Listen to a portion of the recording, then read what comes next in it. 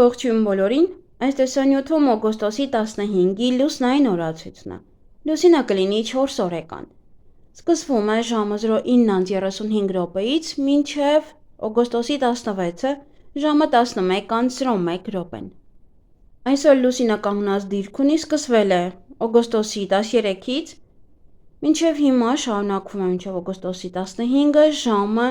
18:20 րոպեն։ Լուսնային 4-րդ օրվա խորհրդանիշը դա խնձորն է, բարու և չարի իմացությունը։ Օրվա կարգախոսը մտածեք նախքան որևէ բան անելը։ Օրվա գույներն են կանաչը, մանուշակագույնը և դեղինը։ Օրվա քարերն են նեֆրիտը, զմեևիկը և ամազոնիտը։ Նաև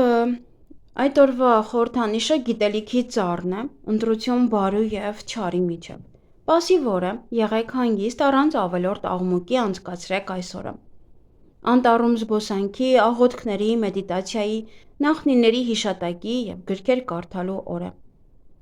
Մտածեք ձեր հետագա ճանապարհի մասին, գտեք ձեր ուղին։ 4-րդ լուսնային օրը շատ բարենպաստ է մարզումների համար։ Ցանկացած որևէ բան կապված տեղեկատվական տեխնոլոգիաների, կապի, հեռախոսակապի, ինտերնետի հետ ամեն ինչ լավ կստացվի։ Այսօր չպետք է արագ որոշումներ կայացնել։ Ավելի լավ է ամեն ինչի շուրջ 10 անգամ մտածել և միայն դրանից հետո որոշում կայացնել։ Կոլեկտիվ աշխատանք խորհուրդ չի տրվում, ծառեր չի կարելի կտրել։ Այսօր նաև կարող եք տեսնել մարգարեական երազներ անգամ։ Կարող են ձեր մահացած նախնիները կան ձեր երազին։ Դա բացատրություն ունի։ Այս լուսնային օրը ռոմանտիկ ժամադրության համար հարմար չէ, հատկապես եթե դրանից շատ բան եք սպասում և մեծ հույսեր եք կապում։ Եթե ունեք ավելորդ կուտակված խնդիրներ, ապա ավելի լավ է դիմեք մասնագետի օգնությանը, եթե իհարկե ձեզ շփոթված և անօգնական եք զգում։ Լուսնային 4-րդ օրը ավանդաբար կապված է ընտանիքի շարունակության հետ, և այս օրվա բեղմնավորված երեխայի միջոցով նախնիներից մեկը կվերադառնա ընտանիք։ Լուսնային 4-րդ օրը բեղմնավորված երեխան լինում է քնքուշ, բոլորին սիրող, հաճախ իրենք լինում են ընտանիքի ֆավորիտները և շրջապատված են լինում բոլորի սիրով։ Այդ իսկ պատճառով երեխան կարող է ծուլ դառնալ, դրա համար հարկավոր է զգույշ լինել դաստիարակության հարցում, որպեսզի չփչացնեք իրեն։ 4-րդ լուսնային օրը ծնված երեխան կարող է մեծանալ շատ էգոիստ։ Ծնողներից ոմանք կվերսկսեն հոգեբանական գրքեր կարդալ, որպեսզի կարողանան վերահսկել իրենց երեխային և ճիշտ ուղու վրա ուղղորդեն։ Այսօրը ծնված մարդկանց մեջ կա որևէ առեղծված, որն իրենք բացահայտում են իրենց ամբողջ կյանքի ընթացքում։ Նրանք իրենք իրենց լիովին չեն ճանաչում։ 4-րդ լուսնային օրը փայտի հետ ցանկացած աշխատանք հաջող կլինի, ինչ էլ որ անեն դրա հետ՝ սղոցում, կտրում, հղկում, այրում, ծառերի հատումն անթույլատրելի է, լավ ժամանակ է տունը մաքրելու համար։ Այս ժամանակահատվածում ծառերի էտում խորհուրդ չի տրվում, քանի որ կարող եք վիրավորել։ Նույնիսկ ծաղիկներ հավաքելը, հատկապես արմատով, անհնարին կլինի։ 4-րդ լուսնային օրը հարմար է փայտամշակման հետ կապված շինարարական աշխատանքների համար։ Հյուսնագործներ, ատաղձագործներ, փայտի փորագրիչներ, բաց մի թողեք ձեր հնարավորությունը։ Այսօրը դուք կարող եք կառուցել նավեր և ջրաղացներ։ Առողջություն։ Ալկոհոլ չի թույլատրվում, զգույշ եղեք, որ անգինայով չհիվանդանաք։ Եթե այնուամենայնիվ վարակվել եք լուսնային 4-րդ օրը, ապա պետք է անհապաղ դիմել բժշկի և վերացնել պատճառը։ Եթե չեք ցանկանում անհարմարություն զգալ, չեք ուզում կարոտի և տխրության զգացում ունենալ, վախի զգացում մտերիմների և երեխաների համար, չեք ուզում, որ իմունիտետը նվազի և կոկորդի ցավ առաջացնի, ուրեմն վարսավիրանոց մի գնացեք։ Մի կտրեք ձեր մազերը լուսնային 4-րդ օրը։ Միայն կարելի է երեխաների մազերը կտրել, հարդարել իրենց համար բարենպաստ է։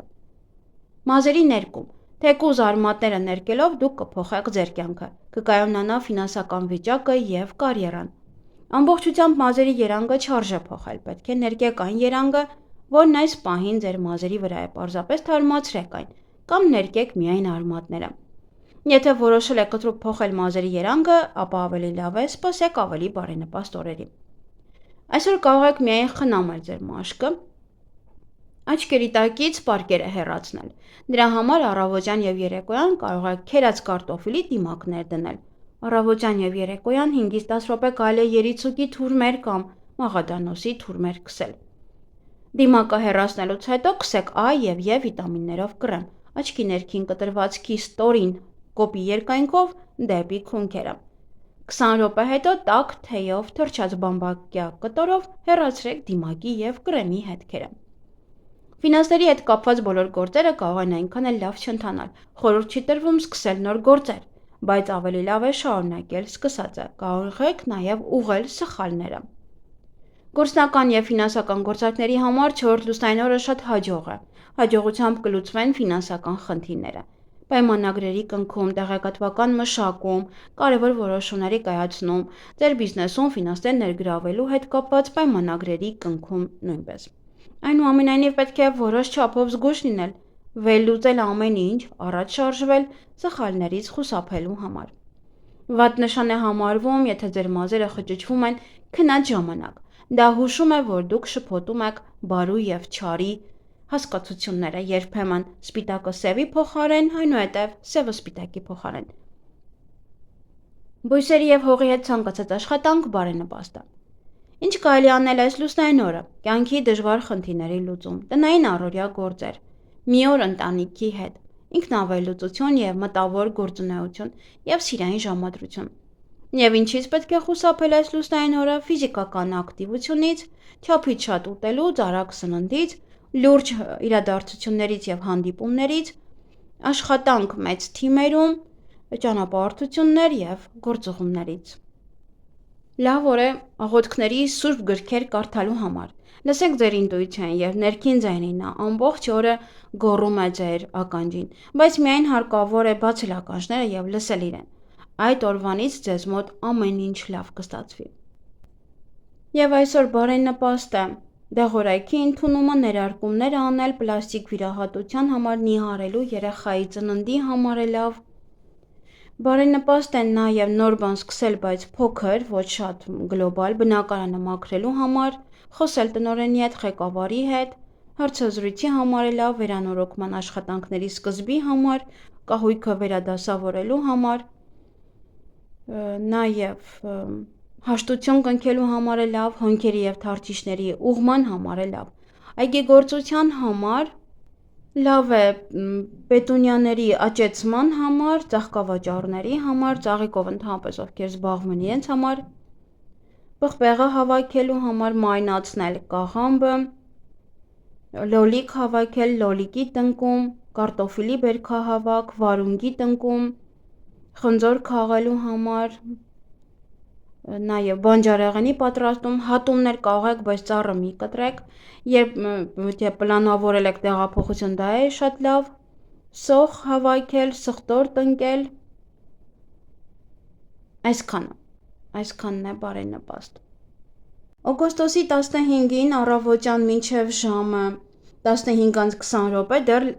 լուսինը լինելու է կույս նշանում եւ ենթաստամոքսային գեղձը, բարակ աղիքը, կույր աղիքը, հաստ աղիքը, մարսողական տրակտը, 12 մատնյա աղիքը, ուղիղ աղիքը, զգայարանները, աչքերը եւ ականջները այս օրգանները բավականին զգայուն են, դրանց նկատմամբ լրացուցիչ խնամք է հարկավոր։ Եվ օրվա երկրորդ կեսը անցնում է կշռք նշան, երիկամները, միզածորանը, միզապարկը, երակները,